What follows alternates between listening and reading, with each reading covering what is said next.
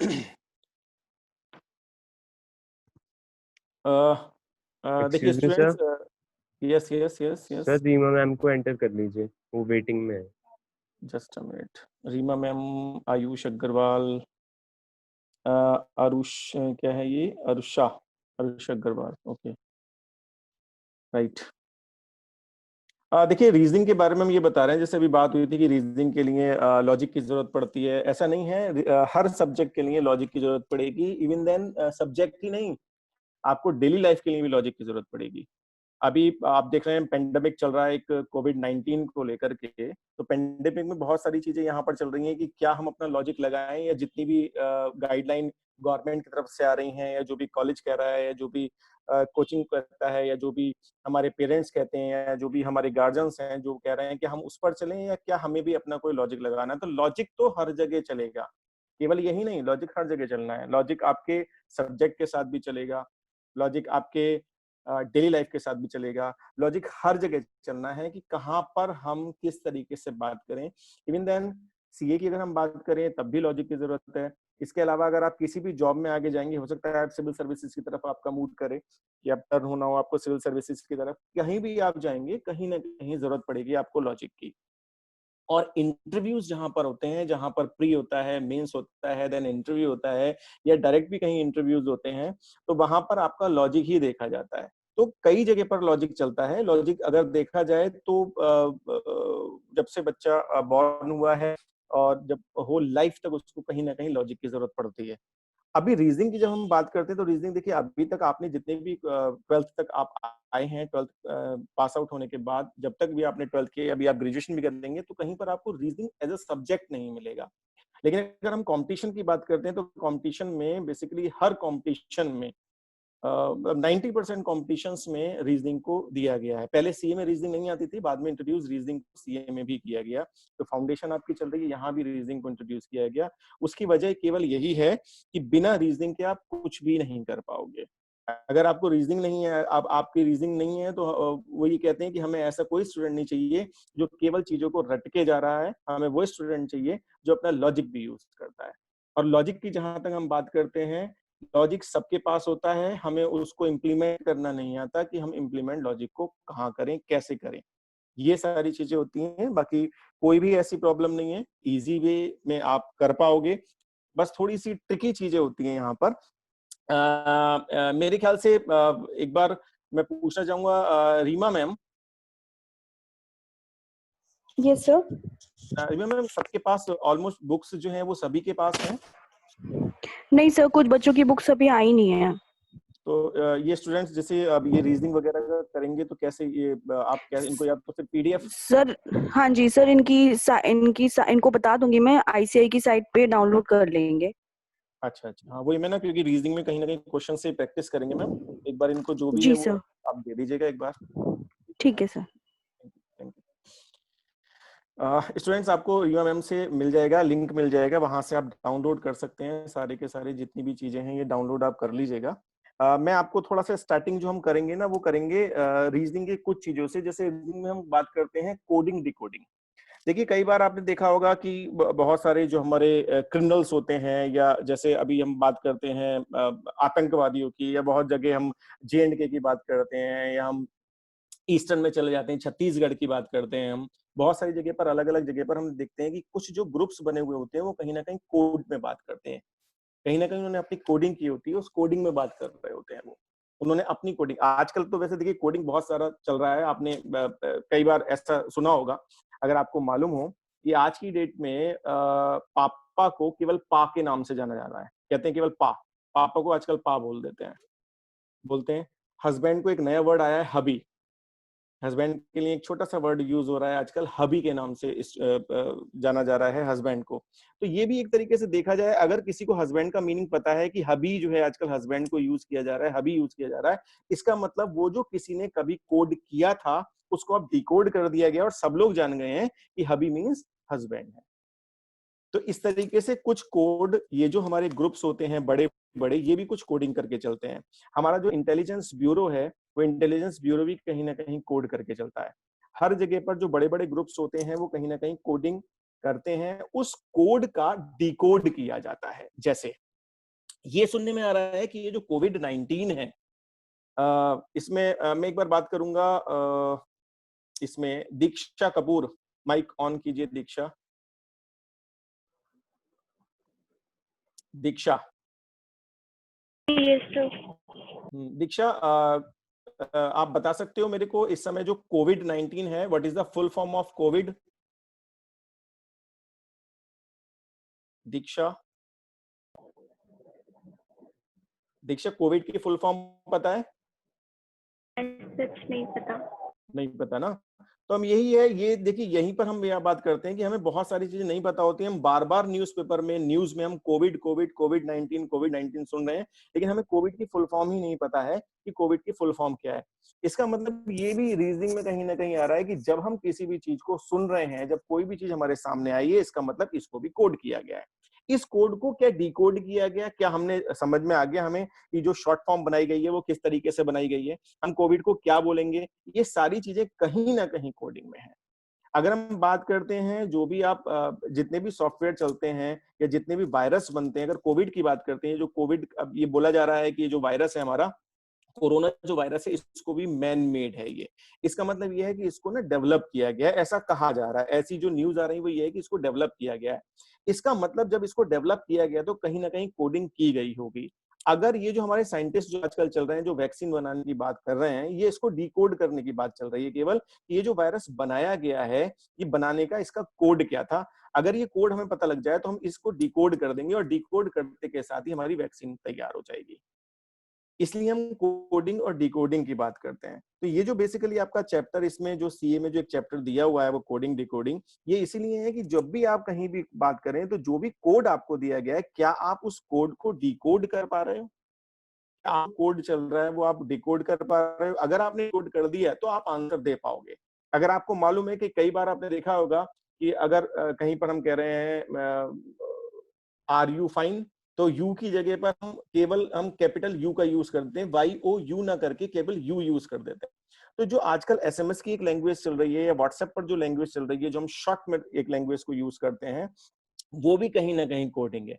अगर सामने वाले को पता है कि इसका मतलब ये है, तभी वो आपका आंसर दे पाएगा, तभी वो जब उसको डिकोड कर लेगा तभी वो उसका आंसर दे पाएगा, अदरवाइज वो आंसर दे ही नहीं पाएगा, उसको समझ में ही नहीं आएगा कि आपने उससे पूछा क्या है। तो यहाँ पर मेन चीज यही है कि क्या किसी भी कोड को आप डिकोड कर पा रहे हो। डिकोड का मतलब होता है कोड को तोड़ना। जैसे आप कई बार इसमें भी फिर मेरा एक क्वेश्चन है यहाँ पर, अगर हम बात करें यहाँ, पीयूष गुप्ता, माइक ऑन कीजिएगा Piyush. Yes sir. Yes Piyush. Piyush, कहाँ से 12th हुआ है आपका? Sir Rampur, Saint Paul's. Rampur, okay. आप रामपुर में ही रहते हैं अभी? Yes sir. ओके। पीयूष, आपसे एक क्वेश्चन है छोटा सा। आप जानते होंगे कि बहुत बार हम बात करते हैं कि हमारे कंप्यूटर में, हमारे मोबाइल में वायरस आ गया है ना। कई आपके वैसे भी कंप्यूटर आपके सब्जेक्ट में 12th में रहा होगा। तो मेरा क्वेश्चन केवल ये है, वायरस क्या होता है? What is virus? What is computer virus और मोबाइल वायरस? सर वायरस मतलब जो सर हमारे कंप्यूटर का डाटा को करप्ट कर दे। ये कहाँ से आता है? ये वायरस कहाँ से आया? क्या ये एयर में था? नो सर, एयर में नहीं, मतलब कोई इजेक्ट कर दे कहीं से, कहाँ से आता है वो कैसे इजेक्ट कैसे होता है? नहीं, ये आया कहाँ से, बना कैसे? ये क्या किसी ने बना दिया क्या? ये आता कहाँ से है वायरस? ये हम कहते हैं वायरस आ गया, ये आया कहाँ से? अगर हम कंप्यूटर में हमारे वायरस आ गया, ठीक है, हमने नेट के थ्रू आ गया, या हमने किसी की पेन ड्राइव यूज करी वहां से आ गया, या हमने किसी का कोई डेटा कहीं से उठाया वहां से आ गया, लेकिन ये कहाँ से था? क्या ये, हम अगर बात करें, क्या ये नेचुरल बना था या किसी ने बनाया है? पीयूष, आपसे क्वेश्चन है। सब कुछ भी हो सकता है, नेचुरल तो नहीं, तो किसी के बनाया हुआ ही होता है ज्यादातर। वायरस आपके हिसाब से जो कंप्यूटर वायरस होते हैं वो बनाए जाते हैं? Yes right, okay. तो फिर एंटीवायरस क्या होता है? What sir? Antivirus. Sir antivirus जो सर उस वायरस को खत्म कर दे। यस, तो इसका मतलब क्या हुआ? आपने भी कहा पीयूष, बनाया जाता है, बिल्कुल, ये एक सॉफ्टवेयर है। अगर हम वायरस की बात करते हैं, जो कंप्यूटर में, मोबाइल्स में जो वायरस होते हैं, ये एक सॉफ्टवेयर है। इसका मतलब क्या है कि इसको हमने बनाया। हमने से मतलब है किसी कंपनी ने बनाया, किसी पर्टिकुलर पर्सन ने बनाया। जो भी सॉफ्टवेयर इंजीनियर्स वगैरह होते हैं वो इस वायरस को डेवलप करते हैं एज ए सॉफ्टवेयर। ये एक सॉफ्टवेयर है। इसका मतलब जिसने बनाया, अगर मैंने इस वायरस को बनाया तो मुझे ही पता है इसका कोडिंग मैंने कैसे की है। अगर इस कोडिंग को आप समझ गए तो इसका मतलब आप उसको डिकोड कर दोगे, मेरे उस वायरस को आपके पास तोड़ आ जाएगा। इसका मतलब जिसके पास उस वायरस का तोड़ होता है दैट इज कॉल्ड एंटीवायरस।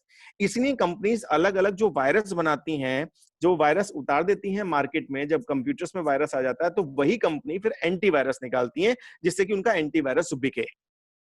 इसका मतलब ये हुआ कि कोड के बाद हमने उस चीज को डिकोड किया। डिकोड करने का मतलब यहां पर यही हो गया कि जिसने भी वायरस बनाया उसका हमें पता लग गया इसने वायरस कैसे बनाया है। अब हमने इसके वायरस को तोड़ दिया, अब हमें पता लग गया कि किस तरीके से ये हमारा वायरस यहां से खत्म हो जाएगा और हमारा कंप्यूटर वापस बिल्कुल ठीक हो जाएगा। ये कुछ चीजें होती हैं जब चलती हैं। हर बार हर जगह पर आपको कहीं ना कहीं कुछ जगह पर कोडिंग की जरूरत हो सकता है, लाइफ में कहीं पड़ जाए, ऐसा पॉसिबल है। कहीं आप फंस रहे हो, आपने कोडिंग में बात कर ली, आपने कोड में कहीं बात करी, सामने वाले ने उसको डिकोड कर लिया, अगर तो आप पकड़ में आ गए। अगर डिकोड नहीं कर पाया, केवल 2% में बात हो रही है, तो इसका मतलब क्या हुआ, उन दोनों को ही पता है आपस में क्या बात चल रही है, थर्ड पर्सन को पता ही नहीं है। जैसे अगर मैं आपसे बात करता हूँ, हो सकता है कि आपको साउथ की अगर हम बात करें तो साउथ में अगर आप कन्नड़ की हम बात करें, हम तेलुगु की बात करें, तो हो सकता है आपको तमिल, तेलुगु, कन्नड़ ना आती हो। मे बी पॉसिबल आपको हिंदी आती है, आपको इंग्लिश आती है, आपको उधर की लैंग्वेज जो साउथ की लैंग्वेज है वो नहीं आती हो। लेकिन अगर दो तेलुगु वाले पर्सन, अगर हम बात कर रहे हैं जो तेलुगु में बात कर रहे हैं, दो पर्सन, और आप भी वहां खड़े हुए हो सकता है वो आप आपस में बात कर रहे हो, आपको समझ में नहीं आए, ये हो सकता है। तो इसका मतलब क्या, उन्होंने अपनी लैंग्वेज में बात करी, वो तेलुगु लैंग्वेज की आपको समझ में नहीं आई। इसी तरीके से कुछ लैंग्वेज होती हैं जो खुद क्रिएट की जाती हैं, उसी को हम बोलते हैं कि हम यहाँ पर कोड में बात कर रहे हैं, ये हमारी कोडिंग लैंग्वेज है। इसीलिए एक चैप्टर दिया गया है यहाँ पर आपको कोडिंग डिकोडिंग का, जो ये बताने के लिए है केवल कि किस तरीके से आप यहाँ पर इस चैप्टर को सॉल्व करोगे। जो आपका बेसिक चैप्टर है, स्टार्टिंग जो होती है वो यहीं से होती है। कई स्टूडेंट्स इसमें ऐसे हैं, क्योंकि आप 12th यहाँ पर अब ऑलमोस्ट आपका हो ही गया है, आपका रिजल्ट, कुछ लोगों का जो सीबीएसई बोर्ड से उनका रिजल्ट 15 जुलाई को आ जाएगा, कुछ यूपी बोर्ड के अगर स्टूडेंट्स होंगे उनका रिजल्ट आ गया है। अलग अलग जो रिजल्ट है इस मंथ में, मे बी पॉसिबल कि जुलाई एंड तक सारे रिजल्ट 12th के जो रिजल्ट है वो सारे आ जाएंगे। आपने बहुत सारी चीजें यहाँ पढ़ रखी हैं, इंग्लिश आपने अच्छी तरीके से पढ़ रखी है। अगर हम यहाँ फिर एक बात करते हैं, ऋषभ यादव, ऋषभ माइक ओपन करना। Rishabh, yes sir. हाँ ऋषभ, एबीसीडी आती है? यस सर, आती है। कितने लेटर्स होते हैं एबीसीडी में? सर एबीसीडी टोटल लेटर्स कितने होते हैं?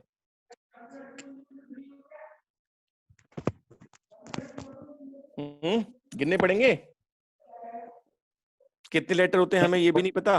24 होते हैं।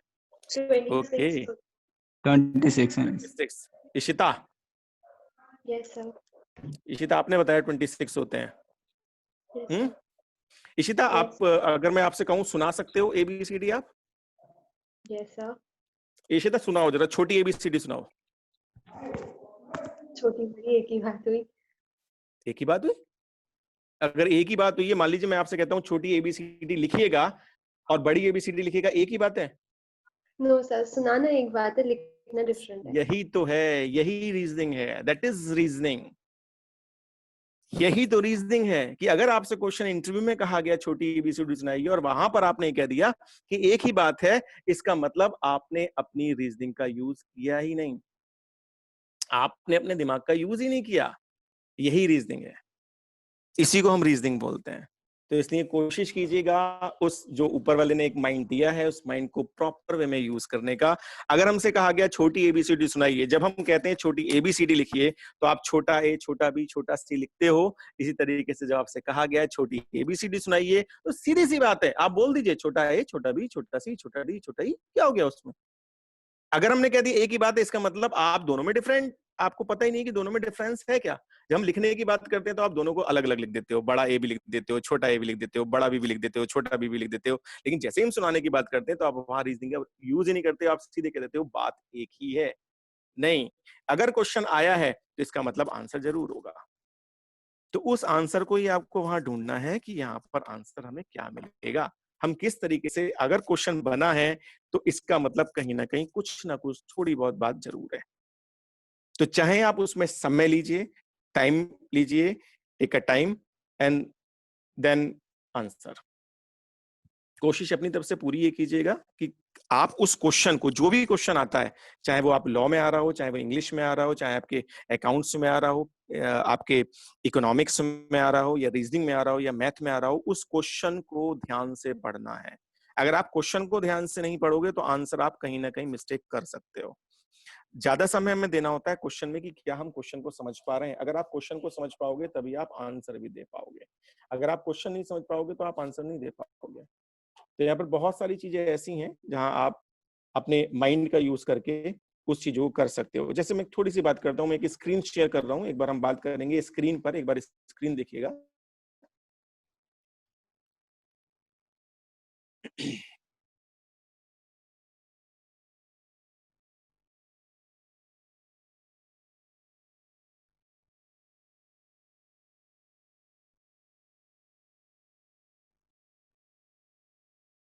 व्हाइट बोर्ड आ गया है सबके सामने?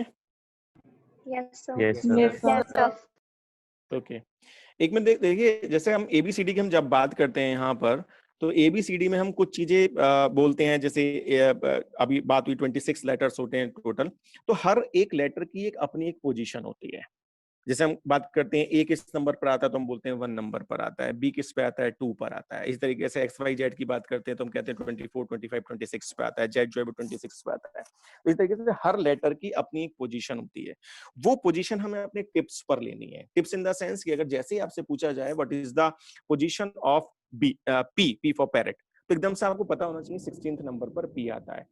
उसको याद करने के लिए कुछ छोटी सी ट्रिक है जो मैं आपको बता रहा हूं, जो हमें बात करनी है। जैसे मान लीजिए हम एबीसीडी की बात करते हैं, हम कह देते हैं एबीसीडी 1 2 3 4 पे आता है। तो कुछ चीजें हैं, जैसे मैं बात कर रहा हूं, मान लीजिए ये लिखा हुआ है एफ।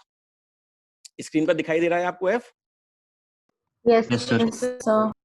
एफ की बात करते हैं तो एफ कौन से नंबर पर आता है? अगर हम गिनेंगे तो हम कह देंगे 1 2 3 4 5 6। लेकिन ये चीजें हम याद करने के लिए हमारे पास इतना टाइम कंपटीशन के समय पर नहीं होता। हम कंपटीशन दे रहे होते हैं, जब हम एग्जाम दे रहे होते हैं उस समय पर नहीं होता है। तो हम इसको याद करने के लिए ऐसे करते हैं कि एफ इस तरीके से बनता है, बिल्कुल ठीक है। अगर इस एफ में, एक बार एफ को देखिएगा, अगर इस एफ में मैं हल्का सा इसको टर्न कर दूं ऐसे, तो ये मुझे लगभग 6 सा लग रहा है या नहीं? Yes, sir. Yes, sir. Right? तो ये एफ जो है कौन से नंबर पे आता है? 6 पर आता है। ऐसे ही हम जब बात करते हैं जी की, तो ये देखिए जी का ये देखिए, ये क्या है? 7. यस, इसका मतलब जी किस पे आता है? 7 पर आता है। Is it clear? Yes, sir. तो Yes, यहाँ पर sir. यही है कि जो भी चीजें आती हैं इनको हम इसी तरीके से पढ़ेंगे।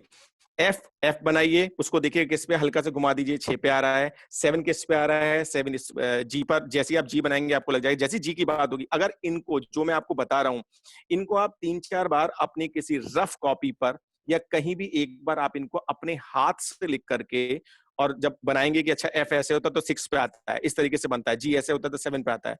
तो ये आपको मैं बता रहा हूँ, कल अगर मैं आपसे इसमें पूछूंगा किसी पे भी, तो मेरे हिसाब से सबको टिप्स पर होगा और टिप्स पर आप बता सकते हो। कई बार स्टूडेंट ये कहते हैं नहीं सर लिख लेंगे हम। लिखने के मतलब ये हो गया, जब आप लिखेंगे कहीं पर कि ए नंबर A1 पर, B2 पर, तो वहां पर टाइम बहुत लगता है, बहुत ज्यादा समय लग जाता है वहां पर। तो इसलिए इस तरीके से नहीं करना है आपको। जो तरीका आपको बताया जा रहा है उसी पे ध्यान रखिएगा। जैसे मान लीजिए हम बात करते हैं यहाँ पर इसी चीज की कि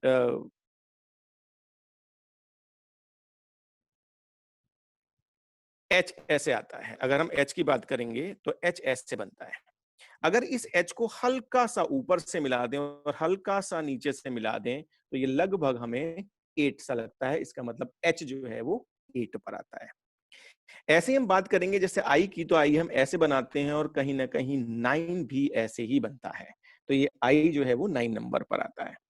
ये तरीके से कुछ चीजें हैं। जैसे अगर हम इसके बाद बात करते हैं, आई के बाद हम जे की बात करते हैं, तो कुछ वर्ड्स ऐसे हैं अगर आपको आई पता है तो आपको जे पता लग जाएगा, 10 पर आता है। ऐसे ही हम बात करते हैं यहाँ पर जैसे के की, तो के ऐसे बनता है। अगर इस के में देखें तो एक जो हमारी लाइन की बिल्कुल सीधी थी और एक लाइन जो थी दूसरी, हमने इसको थोड़ा सा टर्न करवा दिया था, मोड़ दिया था। इसका मतलब किस पर है? 1 नंबर और 1 नंबर 11 नंबर। इसी तरीके से अगर हम बात करें, टोटल लेटर होते हैं 26 का अगर हाफ करेंगे तो 13 होता है। एम जो होता है, एम का मतलब होता है मिड, मिड का मतलब बिल्कुल बीच में। अगर बीच कैसे करेंगे हम, जब आधा आधा कर देंगे। इसका मतलब एम कौन सी पोजीशन पर आएगा, 13 पर, अगर हम आधा आधा कर देंगे। तो मिड का मतलब यहाँ पर एम का मतलब मिड से हमने माना है। ये केवल एक कोडिंग है, फिर सुन लीजिएगा, ये हमने अपनी कोडिंग की है कि एम का मतलब 13 पे। अगर एम को मैं थोड़ा सा रिवर्स कर दूं तो ये डब्ल्यू सा लगेगा। अगर एम 13 पर है तो डब्ल्यू 23 पर आता है। अगर M 13 पर आ रहा है तो W 23 पर आता है। तो ये जो कुछ चीजें हैं ये आप नोट करते हुए चलेंगे, नहीं तो हम इसको एक बार और भी रिवाइज कहीं करा सकते हैं। M 13 पर है तो W 23 पर है। इस तरीके से अगर M आपको पता है तो आपको N पता लग जाएगा, 14 पर आता है MN। O जो है वो 15 पर आता है। इसके बाद अगर हम P की बात करेंगे तो P हम बनाते हैं ऐसे। अगर इस P को मैं थोड़ा सा उल्टा कर दूं तो P ऐसे बनेगा। इसका मतलब ये क्या है, 6। तो P 6 तो हो नहीं सकता क्योंकि मिड में आ रहा है। 26 इसलिए नहीं हो सकता क्योंकि लास्ट में तो Z है। तो इसका मतलब कहीं ना कहीं बीच में है। इसका मतलब ये क्या है, 16 है। P को अगर हम पलटेंगे तो 6, ये होता है 16। इस तरीके से हम बात करते हैं किसकी, Q की। Q ऐसे बनता है, ये बताइए क्या है, क्या है ये? 7 क्या मतलब 7 तो हो नहीं सकता, मिड में 17 होगा, right. Q, MNOP Q। Q के बाद आता है R। R ऐसे बनता है। अगर इस R को हल्का सा मैं मिला दूं, हल्का सा, तो ये कैसे लगेगा, जैसे कि 8 है।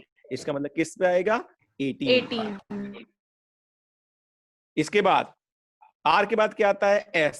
अगर हम S ऐसे बनाएं और हल्का सा इसको मिला दूं ऊपर से, तो क्या लग रहा है, 9। इसका मतलब किस पे आएगा, ये 19 पर। इस तरीके से T तो वैसे ही आपको पता होना चाहिए, T4 तो वैसे भी 20 होता है, TWENTY। इसका मतलब T तो किस पे आता है, 20 पर। इस तरीके से कुछ चीजें हैं जो आपको याद करनी पड़ेंगी, मतलब एक दो बार आप पेपर पे लिख लेंगे, ये सारी आपके ऑन टिप्स हो जाएगा। कोडिंग, डिकोडिंग, सीरीज, बहुत सारे चैप्टर्स ऐसे आएंगे जहां पर ये सारे के सारे नंबर यूज होने ही हैं। अगर आप इन नंबर्स को यूज करोगे तभी आप काम कर पाओगे, अदरवाइज नहीं हो पाएगा। आप अगर ये सोचो कि हम इसको लिख कर रख लेंगे, तो एग्जामिनेशन में सबसे मेन रोल प्ले करता है टाइम। अगर आपके पास टाइम कम है, क्वेश्चंस ज्यादा हैं, तो वहां पर आपको इतना मौका नहीं मिलेगा कि आप अपने ABCD जहां लिखा हुआ है उसको 1 2 3 4 को देख लें, क्योंकि जिस समय पर चल रही होती है तो वो दिमाग चल रहा होता है और पेन चल रहा होता है कैलकुलेशन के लिए केवल। तो इस तरीके से आप कुछ चीजों को याद रखिएगा। RST, टी के बाद हम बात करते हैं यू की, तो अगर टी याद है तो यू आपको याद रहेगा। इस तरीके से वी फॉर होता है विक्ट्री। और विक्ट्री में जब भी आप 2 उंगली उठाते हो, विक्ट्री का एक साइन बनाते हो, उंगली अपनी फिंगर ऊपर उठा करके विक्ट्री का साइन बनाते हो, तो फिंगर कितनी उठाते हो, 2।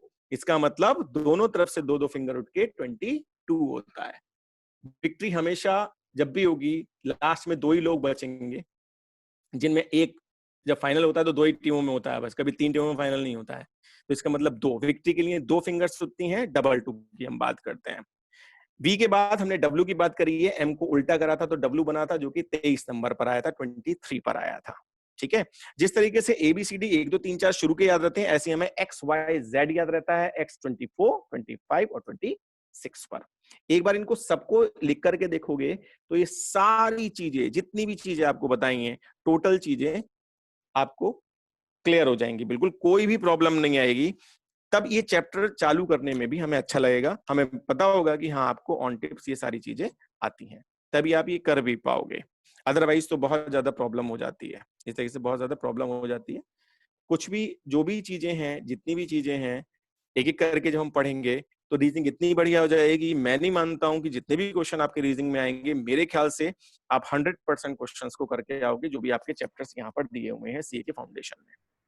मुझे नहीं लगता कहीं भी कि कोई भी क्वेश्चन आपका छूटेगा, मुझे ऐसा कहीं भी नहीं लगता है। अभी कोई क्वेश्चन है किसी का इस समय पर? No sir. No sir. No sir. अच्छा, नो तो हो गया, अब किसी को यस भी बोलने दो ना। अब नो ने नहीं, मतलब अगर किसी का है तो यस बोलना है, नो तो सबका हो गया। यस है किसी का? अच्छा, अब यहां पर हम ये मान के चलते हैं, अगर नो है सबका, तो 2 चीजें हैं यहाँ पर, या तो चैप्टर समझ में आ गया पूरा, या फिर बिल्कुल भी नहीं आया। या तो ये है जब या तो बिल्कुल नहीं आया समझ में, या फिर पूरा समझ में आ गया। क्योंकि अगर केवल नो चल रहा है, या तो यस और नो होता तो इसका मतलब कुछ को आया कुछ को नहीं आया। अगर एक सी चीज है, किसी का भी ये नहीं है कि यस मुझे ये प्रॉब्लम है, इसका मतलब अब या दो ही चीजें हुई हैं, या तो सबको पूरा चीजें समझ में आ गई अभी तक जो बताई, या फिर किसी को भी कोई भी चीज समझ में नहीं आई, या तो फिर ये है। इनमें से तो कुछ है नहीं। संस्कृति गुप्ता, Yes, sir. संस्कृति कहाँ से हैं आप? Sir, Muradabad. मुरादाबाद, ओके। संस्कृति कहाँ से आपने 12th किया? Sir, Maharaja Agression Public School. Maharaja Agrasen public school मंडी बांस, Yes. ओके। संस्कृति समझ में आया अभी जितना भी कराया गया है ये? Yes, sir. आईसीएसई बोर्ड है ना महाराजा अग्रसेन? जी sir. कब है रिजल्ट? Sir, 15 को ही है। 15 जुलाई में ही आ रहा है? जी sir. Okay, right. तो अभी जितनी भी चीजें संस्कृति बताई गई थी, जो भी आपको एक ट्रिक्स बताई गई है, ये आपको समझ में आई? Yes, sir. आप करके अगर मैं कल आपसे पूछूंगा तो ये आप बता दोगे सारा, बिना Yes, सामने sir. कुछ भी चीज रखे हुए? क्योंकि मैं उस समय पर Yes, आपका sir. वीडियो चालू कराऊंगा और वीडियो में आप बिल्कुल सामने देखेंगे, सामने देखते हुए आप बता दोगे मुझे सारी चीजें। Yes, sir. किसी से भी अगर हम किसी से भी पूछे, अगर हम बात करें तो किसी से भी अगर हम पूछते तो मेरे ख्याल से सब लोग बता देंगे। मुझे ऐसा लगता है कि अगर आप एक बार जाकर के, इसके बाद जब ये मीटिंग ऑफ हो जाएगी, इसके बाद आप जाकर के एक बार अपनी कॉपी पर इसको अपने पेन से लिख करके देख लीजिए। मुझे पूरा पता है कि आप आराम से इन चीजों को कर दोगे, कोई भी आपको प्रॉब्लम किसी तरीके की नहीं आएगी। मुझे जहां तक ऐसा लगता है कि आपको प्रॉब्लम ऐसी नहीं आनी चाहिए। कोशिश कीजिएगा एक बार करने की, जिससे कि हम चैप्टर ये आगे चालू कर पाए। Yash Goswami, yes sir. यश कहाँ से हैं आप? सर मुरादाबाद। मुरादाबाद। ये समझ में आया? Yes sir. पक्का? Yes sir. ओके, मतलब जो भी चीजें अभी बताई हैं आपको ये एक बार करके देखिएगा। मैं सभी स्टूडेंट से बोल रहा हूँ, एक बार सब स्टूडेंट को लिख करके देखिएगा। जो भी बातें मैंने आपको बताई हैं इस पूरी तरीके से मान लीजिए कि बिना रीजनिंग के लाइफ नहीं होती। रीजनिंग चाहिए ही चाहिए। जब तक रीजनिंग आप नहीं लगाएंगे लाइफ ही नहीं चलेगी आगे। फिर तो वही बात हो जाती है कि जैसा एक होता है ना, तोता तोते को रटा देते हैं, कोई भी चीज वो रट लेता है उस चीज को, तो बोलता रहता है, लेकिन वो अपनी रीजनिंग का यूज नहीं कर पाता। तो इसलिए रीजनिंग लगानी, आपको लाइफ में रीजनिंग लगानी पड़ेगी। बिना रीजनिंग के कुछ भी नहीं हो पाएगा। और रीजनिंग लगा करके कभी कभी ऐसा भी होता है कि जो भी आप सीए के फाउंडेशन में जो भी आपका पेपर आ रहा है, कभी कभी हम रीजनिंग लगा करके ये कहते हैं नहीं ये ऑप्शन तो हो ही नहीं सकता, ये ऑप्शन तो हो ही नहीं सकता, ये ऑप्शन तो हो ही नहीं सकता, तो फिर यही बचा, इसका मतलब आंसर इसका ये होगा। ये भी रीजनिंग से ही चलेगा। जब आप रीजनिंग का यूज करोगे तभी आप कह सकते हो नहीं ये वाला तो मतलब ही नहीं है, इस क्वेश्चन में तो इस ऑप्शन का होना ही नहीं चाहिए। या कभी कभी हम ये भी कह देते हैं, कुछ क्वेश्चन आते हैं हमारे सामने, हम कहते हैं नहीं नहीं ये तो क्वेश्चन ही गलत है, या तो ये तो ऑप्शन ही गलत है, इसमें तो वो वाला ऑप्शन ही नहीं है। तो कभी कभी हम चैलेंज भी कर देते हैं उन क्वेश्चंस को। जो एक नेशनल लेवल पर क्वेश्चन पेपर बना हुआ होता है, हम उन क्वेश्चंस को भी चैलेंज कर देते हैं इस बेस पर, क्योंकि हमारी एक तैयारी फुल होती है, हम प्रॉपर अपनी रीजनिंग का यूज कर रहे होते हैं और हम प्रॉपर बता देते हैं उस चीज को कि किस तरीके से चीजें चलेंगी। तो होप करता हूं आज की क्लास मेरे हिसाब से आपको लगा होगा ऐसा कि हाँ कुछ चीजें आपको समझ में आई हैं। हाँ ऐसा जरूर है क्योंकि क्लास बिल्कुल लास्ट में चल रही है, बिल्कुल लास्ट में होती है, तो ऐसा पॉसिबल है कि आप पूरे दिन में थक जाते हो, ऐसा हो सकता है। तो अगर ऐसा हमें लगता है कभी, तो हो सकता है हम इस टाइम को भी चेंज कर सकते हैं। अगर हमें लगता है तो हम मॉर्निंग में भी क्लास कर लेंगे। अभी फिलहाल नहीं, अभी तो आप ये देखिएगा कि कितना आप इसमें पिक कर पा रहे हो, कितना आप, क्योंकि जब क्वेश्चन आंसर चलेंगे तो आपको और अच्छा लगेगा। और कोशिश कीजिएगा कि जितने भी, जब हम चैप्टर की बात करते हैं तो हम ये कहेंगे कि आप अपनी बुक को खोल के रखिएगा, तो इसलिए जो भी चीजें आप डाउनलोड कर लीजिएगा, जो भी मैम बताती हैं आपको लिंक देती हैं, वहां से पेपर डाउनलोड कर लीजिएगा, जिससे कि इजी रहेगा आपको वो चीज करने में, हमें बताने में भी इजी रहेगा। क्योंकि ऑनलाइन में आपके सामने बुक होगी तो बहुत इजी पड़ेगा आपको भी और हमें भी आपको बताने में, जैसे कि हम बता दें कि ये क्वेश्चन है, या फिर अगर मैं अपनी तरफ से भी कोई क्वेश्चन देता हूँ तो स्क्रीन शेयर पे वो मैं क्वेश्चन आपको दे दूंगा, वहां मैं आपसे बोलूंगा कि आप इसको सॉल्व कीजिएगा। कितनी आप रीजनिंग वहां लगाते हो ये आपके ऊपर है, कितनी आप रीजनिंग यूज करते हो। हर चीज में रीजनिंग, में फिर बोल रहा हूँ, हर चीज में रीजनिंग यूज होगी। आप सुबह से उठे हो, रात तक जब तक आप सोते हो, बीच में कई बार आप रीजनिंग का यूज करते हो, हमें पता नहीं होता है लेकिन कई बार हम रीजनिंग का यूज करते हैं। बिना रीजनिंग के तो कोई चीज चलेगी नहीं। और एक मैं आपको बात बताता हूँ, जो हमारा माइंड होता है, उस माइंड में एक पार्ट हमारा पूरे दिन में ऑटोमेटिकली रीजनिंग का काम कर रहा होता है। वो आपको बिना बताए भी रीजनिंग का काम कर रहा होता है। जब आप घर से चलते हो, कभी कभी सोच कुछ रहे होते हो, आप बिना मतलब सोच कुछ रहे हो और आपके दिमाग में कुछ चल रहा है और पता लगा आप घर पहुंच गए अपनी बाइक को चलाते हुए, अपनी स्कूटी को चलाते हो, अपनी साइकिल को चलाते हो, आप घर पहुंच जाते हो और आपको लगता है मैं घर कब आ गया, मैं इन जगहों से कब निकला, मुझे पता भी नहीं लगा और मैं घर पहुंच गया। क्योंकि एक आपके माइंड का एक पार्ट उस समय पर भी काम वर्किंग में होता है। जब आप कुछ और सोच रहे होते हैं उस समय वो आपको घर पहुंचा देता है।